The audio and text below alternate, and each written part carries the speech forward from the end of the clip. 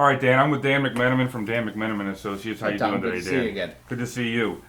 So we're Mike and I, our partner. We're trying to get information out there on DC power, telecom, battery, that whole Grounding, deal. all that, yeah. Grounding. So we know that you are the foremost expert in this industry, but a lot of the people watching may not know. So I'm gonna ask you a few questions about yourself and. Okay. Well, I'm one of. There's a No, lot of I know there's talent out several there, of you, I'm one of, but yeah. you're the one that I'm friends with, so Yep. that elevates you in my book. Oh, okay. So, Friends are good. Yes.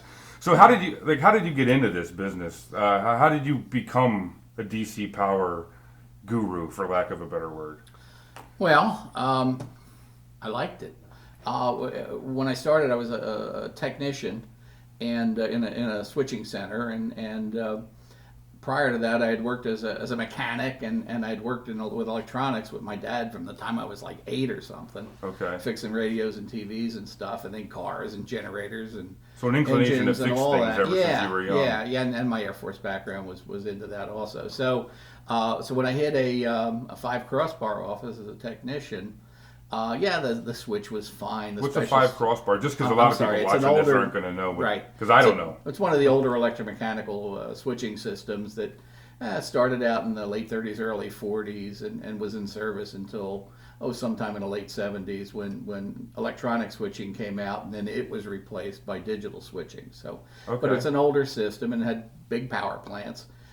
And most of the other technicians were kind of afraid of the power room. Some of them wouldn't even change a fuse if their life depended on it. Wow. So, and I thought all that stuff was fun. So, let me get down and play with the generator, play with the batteries and all that stuff. And I had 5 kids at home, so it was good to get down to a nice quiet engine room. And Yeah, listen to the exactly. diesel, Just risk death in case you plug the wrong thing in. Yeah, right? yeah. I mean, that was cool. So from there, I went to a network equipment engineering post, and I was part of a 4-man team that had everything central office in downtown Philadelphia.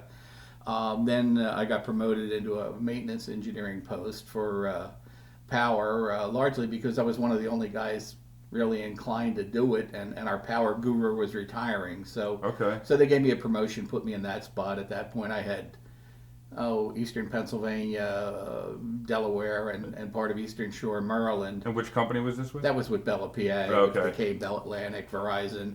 At some point, I retired because Verizon Wireless, I had friends in Verizon Wireless that were looking for power talent. And so I went to work for them as a contingent worker under IRS rules. I did that for a couple of years, and I've been consulting ever since. So I'm in my 17th year of consulting. So do you 36 prefer? years in wireline, and then 17 years of consulting. Do you prefer the consulting over having like a direct employment or direct relationship, or is it just two different paths? It's all good. It's all fun. Yeah. It's a good industry, even with all the crazy stuff. It's still a great industry to work in. As a consultant, I get to work on a greater variety of projects. I do standards writing, standards reviews, training, go out and see why a place had issues, lightning issues, or power protection, those kinds of things. So the variety of it and the breadth of that job spectrum just made it fun. So people, I'm an old guy, and people ask my retirement plan. My retirement plan is, when the day comes it's not fun, I'll stop doing it. Exactly. No, that's good. And so with the consulting, you don't really have a typical customer then. So you could work with an EF&I installer, you could work with Verizon Wireless or AT&T or one of their employees, right? I've worked with you run the installation gamut. firms, engineering firms, telecom carriers, and yeah, all those. Okay. Is there anything you'd like to say to promote your business before I ask you some technical questions? Well, or we can do it throughout as well. Yeah, well, basically, I'm a consultant in all phases of power grounding, electrical protection, and equipment installation. Where the nuts and bolts go, how to keep it from falling down. So. All right. Well, good. Well, we appreciate you taking the time to do this. And now